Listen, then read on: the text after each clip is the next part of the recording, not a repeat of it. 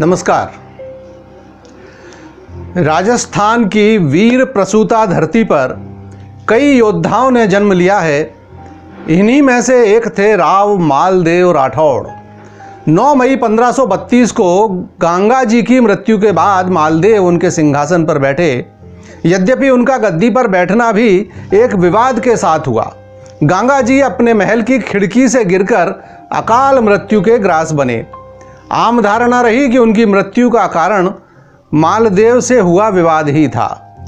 क्षुब्ध मालदेव ना तो गंगा जी के अंतिम संस्कार में सम्मिलित हुए और ना ही अगले 2 वर्ष तक जोधपुर ही आए। एक और विचित्र किंतु सत्य है कि मालदेव का विवाह 1536 ईस्वी में वंश परंपरा से शत्रु चले आ रहे जैसलमेर के राव लूणकरण की पुत्री उमादे के साथ हुआ, किंतु विवाह सफल नहीं हुआ और विवाह की पहली रात ही राव मालदेव व उमादे में अनबन हो गई। राजस्थान के इतिहास में रानी उमादे को रूठी रानी के नाम से जाना गया। उनके रूठने की भी एक अनोखी कहानी है। हुआ कुछ यूं कि शादी के बाद राव मालदेव अपने सरदारों व संबंधियों के साथ महफिल में बैठ गए और रानी उमादे सुहाग की सेज पर उनकी राह देखते देखते थक गईं। इस पर रानी ने अपनी एक दास दासी भारमली को राजा को बुलाने भेजा। राजस्थान की इस घृणित परंपरा का उल्लेख आचार्य चतुरसेन ने अपने उपन्यास गोली में बहुत ही मार्मिक ढंग से किया है। उन दिनों राजघरानों में दहेज में सुंदर दासियां दी जाती थीं, जो एक प्रकार से राजा की अधिकार विहीन उपपत्नियां ही होती थीं। तो दासी भारमली जब राव मालदेव को बुलाने गईं तो उस खूबसूरत दासी को नशे में चूर राव ने रानी समझकर अपने पास बैठा लिया। काफी वक्त गुजर गया, न राव आए न दासी। तो रानी उमादे स्वयं राव के कक्ष में पहुंच गईं और वहां का दृश्य देखकर बेहद नाराज हो हाथ में पकड़ा आरती का थाल वहीं उलटकर लौट गईं। सुबह जब राव मालदेव का नशा उतरा तब वे बहुत शर्मिंदा हुए और रानी के पास उन्हें मनाने पहुंचे, लेकिन रानी उमादे ने साफ कह दिया कि अब आप मेरे योग्य नहीं रहे। उसके बाद रानी ने अपना संपूर्ण जीवन तारागढ़ दुर्ग में व्यतीत किया, कभी नहीं मिली राजा से। लेकिन अद्भुत घटना तो यह है कि जब वर्ष 1562 में राव मालदेव का देहांत हुआ तब रानी उमादे उनके साथ सती अवश्य हो गई। खैर, यह तो बहुत बाद की बात है। हम तो मालदेव के प्रारंभिक जीवन पर ध्यान केंद्रित करें, जिनके सौभाग्य से बाबर ने मारवाड़ की तरफ रुख नहीं किया। गंगा किनारे की उपजाऊ भूमि छोड़कर केवल जंगली बेर उपजाने वाली मारवाड़ की प्रचंड बालुका राशि की ओर बढ़ने की उसकी इच्छा नहीं हुई।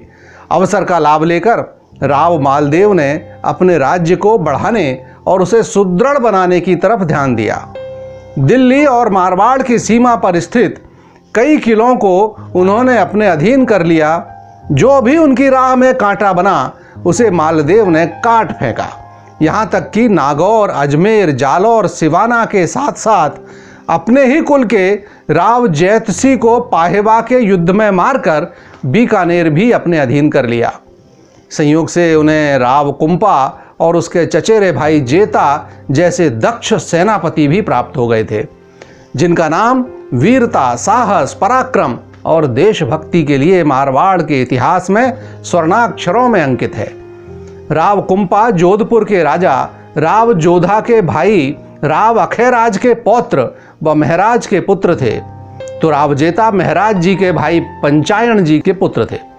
मालदेव की आज्ञा से राव कुंपा व जेता ने मेड़ता व अजमेर के शासक वीरमदेव को पराजित कर राज्य छोड़ने को विवश कर दिया था। वीरमदेव भी उस जमाने के अद्वितीय वीर योद्धा थे। उन्होंने हिम्मत नहीं हारी और डीडवाना पर कब्जा कर लिया। लेकिन राव कुंपा व जेता ने राव वीरमदेव को डीडवाना में फिर जा घेरा और भयंकर युद्ध के बाद डीडवाना से भी वीरमदेव को निकाल दिया। डीडवाना के युद्ध में राव वीरमदेव की वीरता देखकर राव जेता ने कहा था कि यदि मालदेव और वीरमदेव शत्रुता त्याग कर एक हो जाएं तो हम पूरे हिंदुस्तान पर विजय हासिल कर सकते हैं। इतिहासकार गौरीशंकर हीराचंद्र ओझा ने अपनी पुस्तक जोधपुर राज्य का इतिहास में लिखा है कि राव बनते ही मालदेव ने अपनी रियासत की सीमाओं को बढ़ाना शुरू कर दिया और सन 1560 आते आते तो उत्तर में बीकानेर व हिसार, पूर्व में बयाना व धौलपुर तक एवं दक्षिण पश्चिम में राघनपुर व खावड़ तक उनकी राज्य सीमा पहुंच गई थी।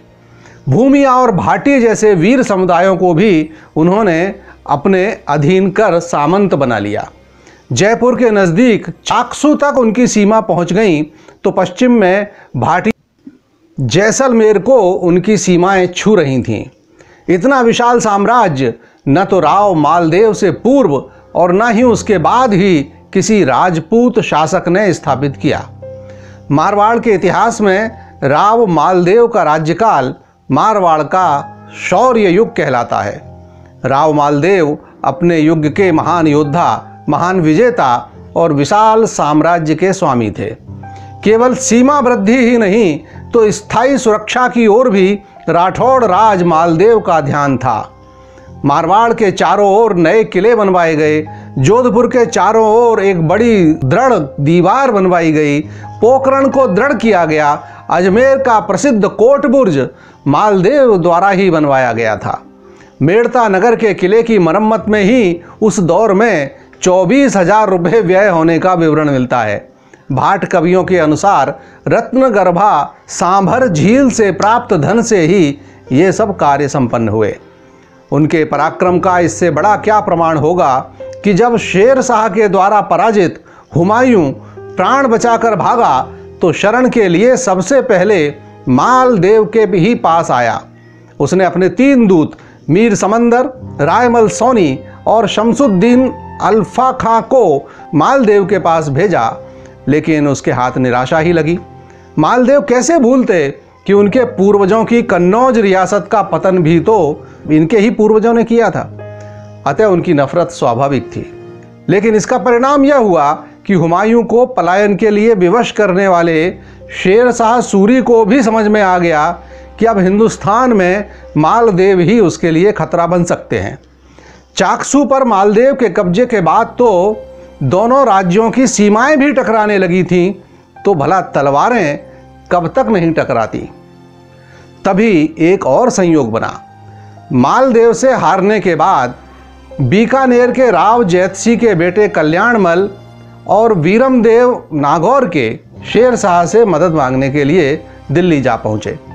उन दोनों ने बादशाह को यकीन दिलाया कि उनकी मदद से वह मारवाड़ को हथियाने में कामयाब हो जाएगा।